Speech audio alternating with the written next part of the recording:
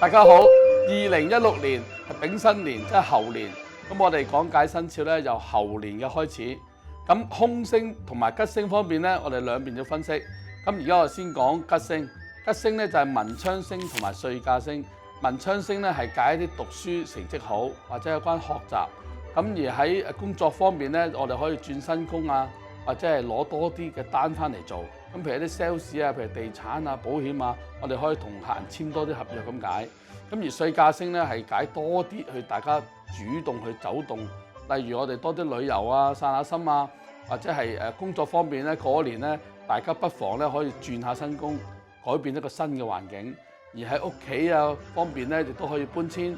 咁啊交朋結友咧，亦多啲走主動去赴約，咁啊交多啲新相識嘅朋友咁解嘅。嗱，咁而喺凶星方面咧，就有太歲、劍鋒、伏屍同埋子背。太歲、劍鋒、伏屍咧係解咩咧？就係解我哋將會有打針或者係針灸之類嘅動作。咁我哋咧身體檢查呢樣嘢就可以化解晒噶咯喎。咁啊子背方面咧就係解啲小人督背者。咁我哋點樣去化解小人咧？就唔好同小人去鬥。咁我哋咧就請公司嘅同事或者身邊嘅朋友。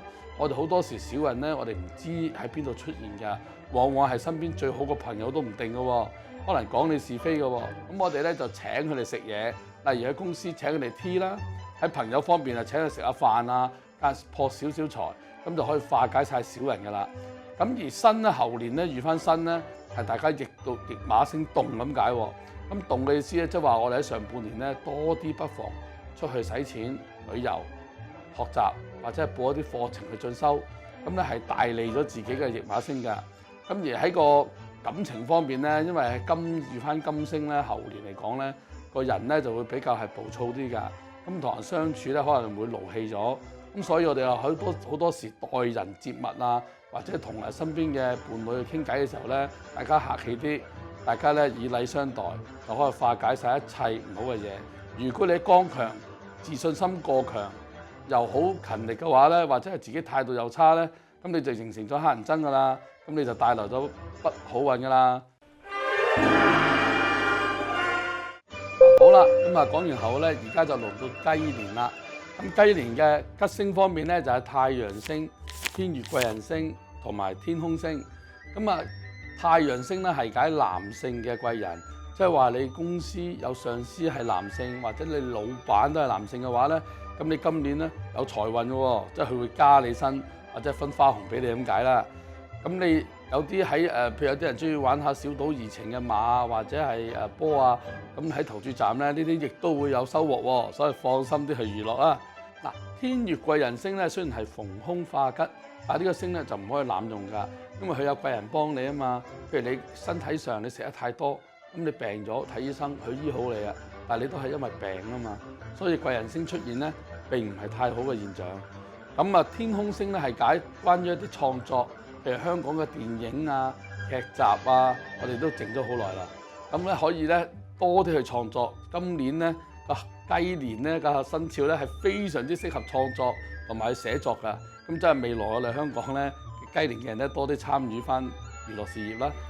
嗱，咁啊空星方面咧就有咸池的煞同埋桃花晦氣。咁桃花星梗係好嘢啦，結交到朋友，亦都可以未拍拖嘅都可以遇到心目中嘅愛人。咁女性方面咧特別優勝啲嘅，男性方面咧就係識朋友或者係生意上嘅客戶多啲。咁而女性除咗以上兩樣嘢咧，就會多埋愛情。咁如果已婚嘅話咧就要小心啦，因為啲桃花星咧可能係桃花劫嘅喎。所以有時咧桃花嘅嘢都要分清楚，你結婚同未結婚嘅分別。咁而的煞星咧係一啲晦氣啊，咁係解一啲唔開心啊，同埋一啲景象啊，咁可能係你自己咧心情裏邊唔開心啊，或者係食嘢食得多啊，或者係開心過頭啊，樂極生悲都會有呢啲情形嘅。咁所以咧雞年嘅朋友咧就話有風使盡力之餘咧，都要俾自己少少空間休息，太過旺啦。咁所以咧雞年嘅人咧，今年亦都有貴人星嘅喎，咁記住好好珍惜啦。咁希望大家過得個好好嘅猴年。而家咧又輪到狗嘅生肖啦。咁啊狗方面咧，今年就冇吉星喎。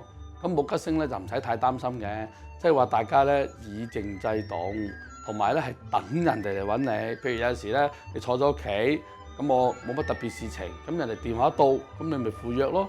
咁你就不宜主動出擊。咁啊，例如咧唔適宜去外遊㗎。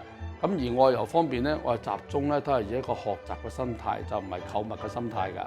譬如話我工作有需要公幹，咁就絕對可以外遊㗎。咁如果係因為我去學習或者學跳舞或者學語言去返學，咁亦都可以好順利咁去做㗎。咁我哋不宜外遊嘅意思咧係解咧，如果你係旅行嘅話咧，就會遇到一啲阻滯。阻滯嘅意思咧，包括埋韞 lift 啊、塞車啊，或者韞咗房門啊，或者遇到啲唔開心嘅事情啊，咁樣解作嘅。咁而空星方面咧，就有喪門、天哭、月煞同埋豹尾。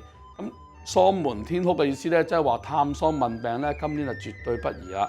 但係有啲情況，如果係觀眾一定要去嘅親人嘅話咧，你又要提防咯噃。咁我哋要買定啲碌柚葉、一啲報紙啊、保鮮紙包住喺雪櫃。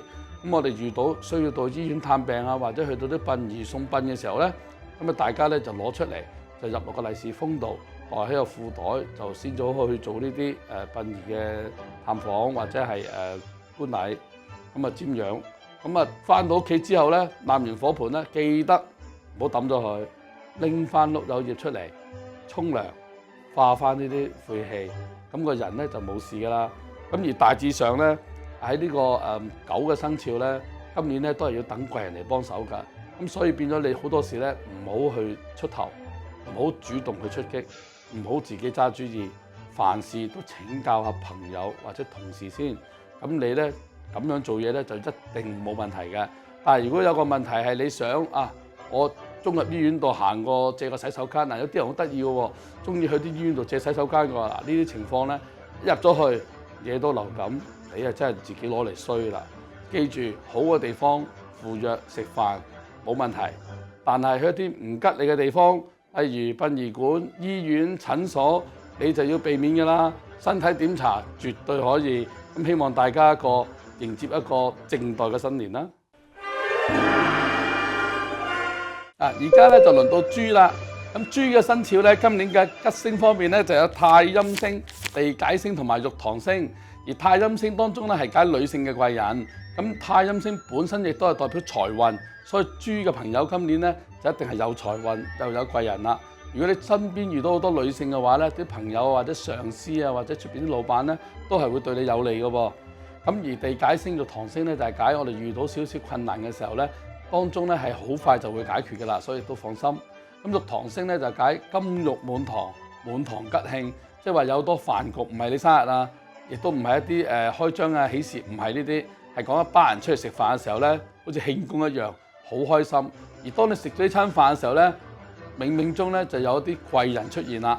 而今年嘅猴年裏邊咧，喺個豬嘅生肖咧係有貴人星嘅喎，呢種貴人星係你睇唔到嘅，所以你所有飯局咧，你切勿放過，一定要參與。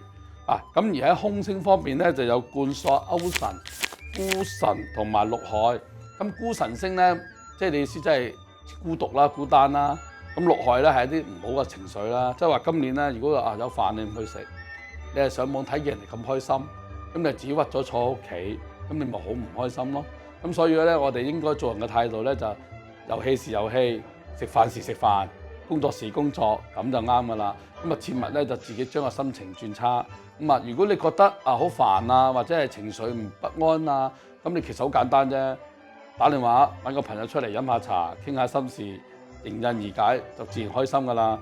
最好食下甜品啦，食甜品可以令到個人比較開心啲嘅。咁貫索勾攪星咧就係解你工作上咧將會遇到啲小人啊，或者係毀壞你名聲啊，或者係講你啲唔好嘅嘢。但係呢啲咧你聽到亦都唔好理，因為咧自然會逢凶化吉，你根本就無需回應。